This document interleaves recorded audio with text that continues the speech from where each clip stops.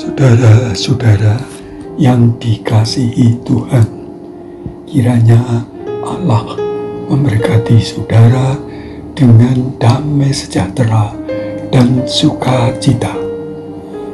Tuhan yang Maha Kasih, berilah kami bisa memahami dengan benar firman-Mu hari ini. Dalam nama Yesus Kristus. Amin. Saudara-saudara, sebagai manusia, apakah Yesus berbuat dosa? Ya, ketika Yesus datang ke dunia, lahir dengan cara yang sangat sederhana dan melalui keluarga sederhana. Ada banyak orang Yahudi, Israel yang ragu, yang bimbang, terutama para ulama Farisi, kaum Saduki, dan ahli Taurat, bahwa Yesus adalah Mesias yang diurapi dari Allah dan telah dinubuatkan ratusan tahun sebelumnya oleh Taurat Musa.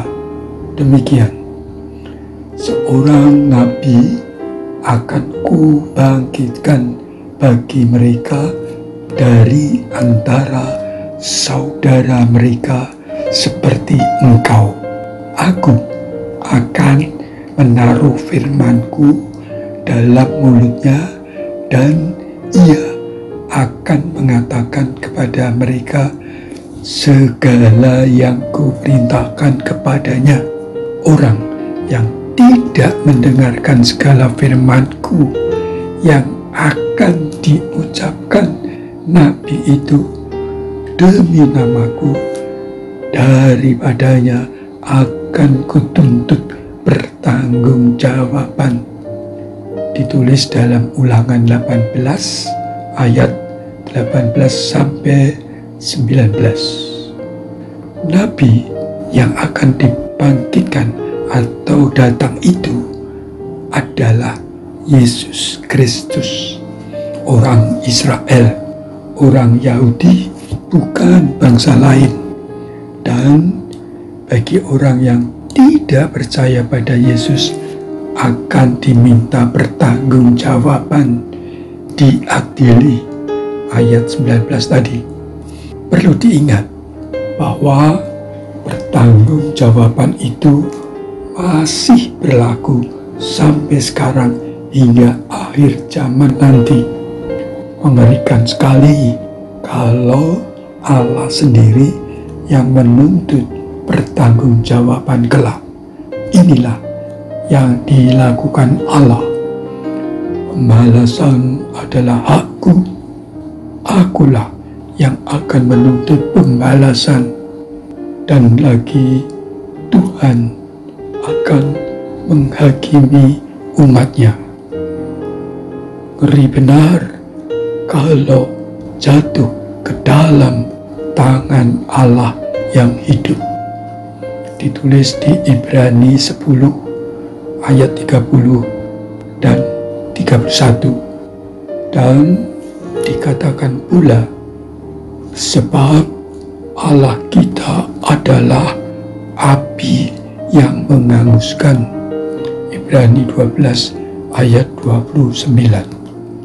Saudara-saudara yang disayangi Tuhan, selain nubuatan melalui Musa tadi, juga banyak nubuat tentang Yesus disampaikan para nabi, seperti Nabi Yesaya, Nabi Mika, Nabi Zakaria, dan nabi lain, serta lewat Mazmur atau Zabur oleh Daud.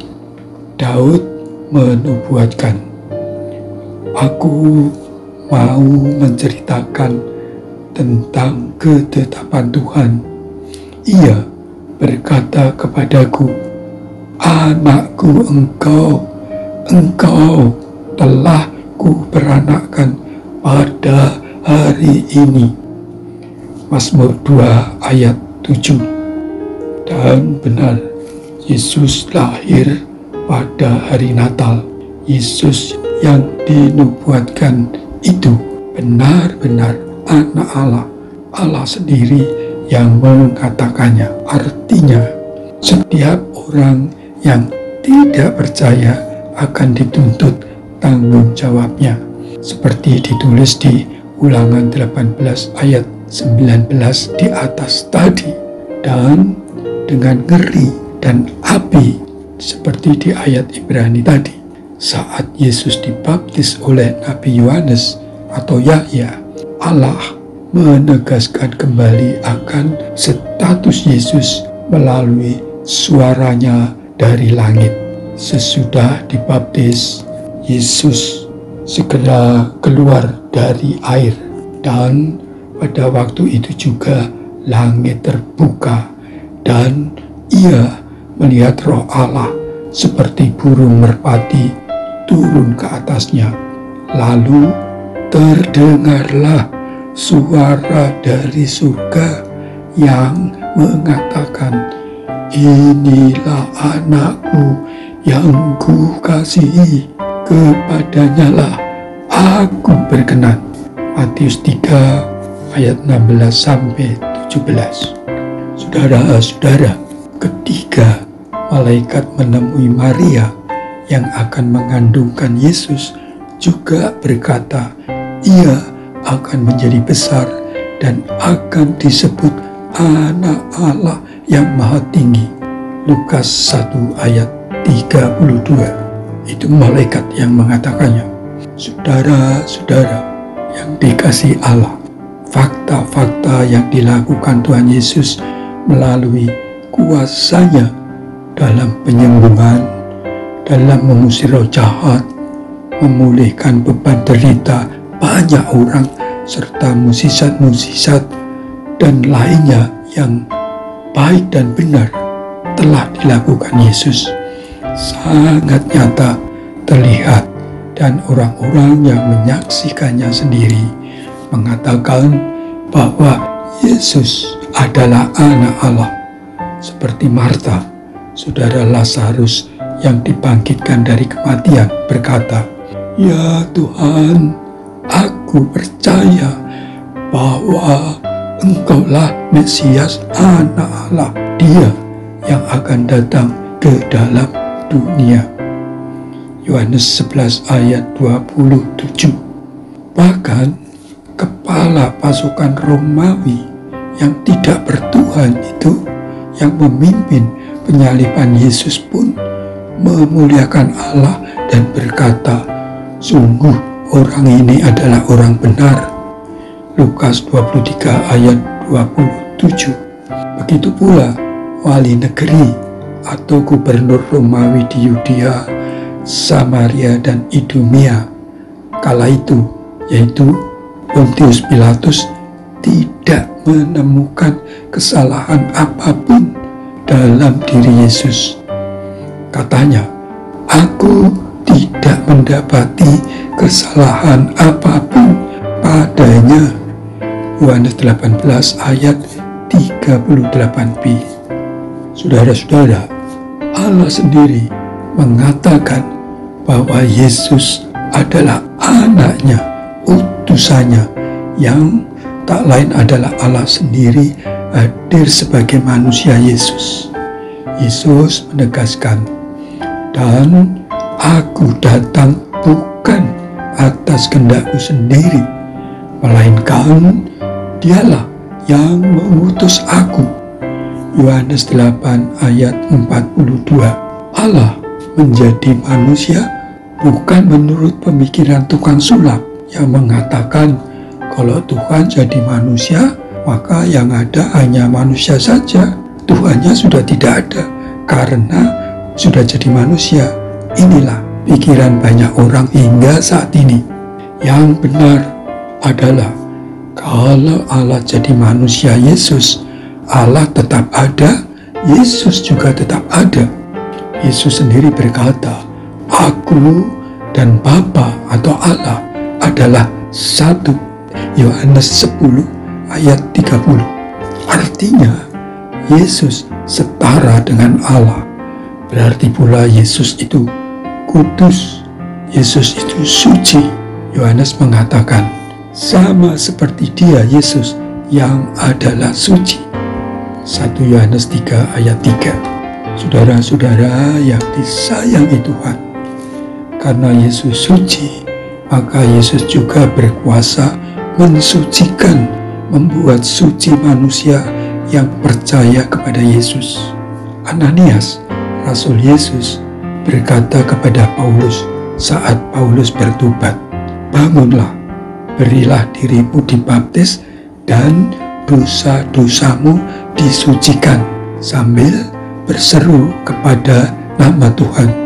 Kisah Rasul 22 ayat 16. Oleh Yesus, dosa-dosa Paulus disucikan dan dijadikan Rasul Tuhan yang setia.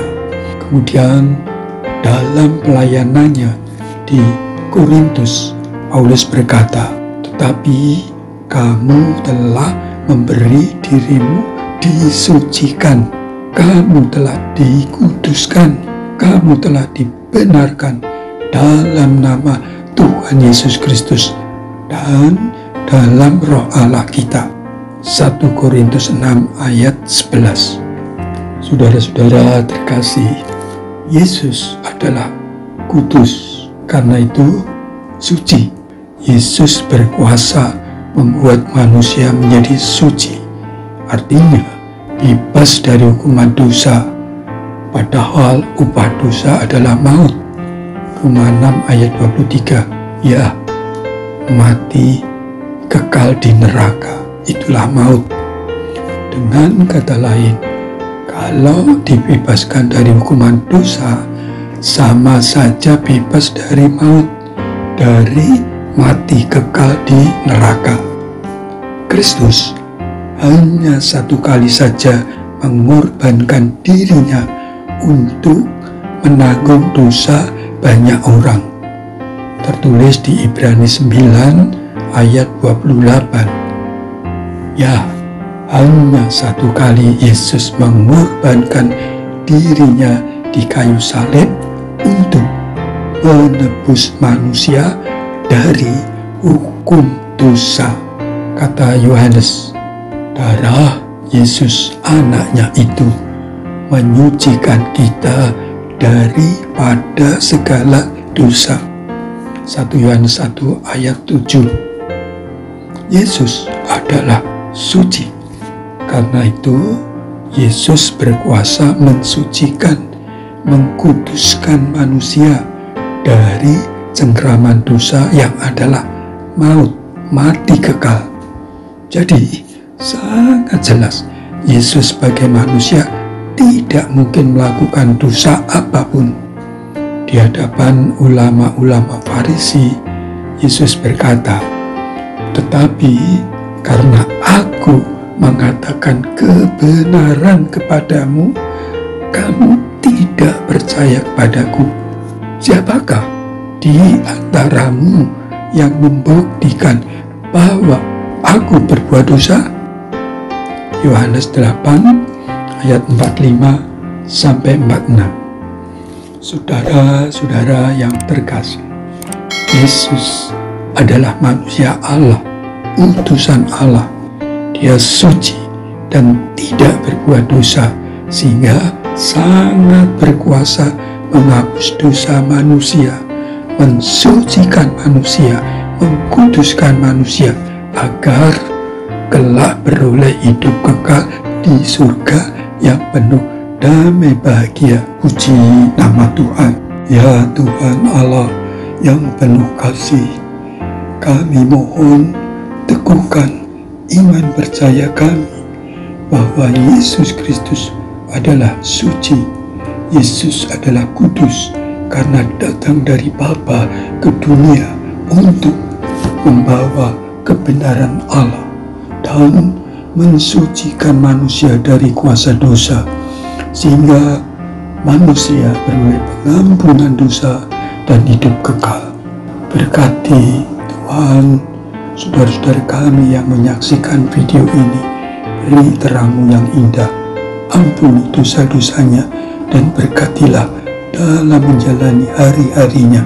Tolong apapun persoalannya, Tuhan berkati, Tuhan atasi, supaya penuh damai sejahtera dan syukur.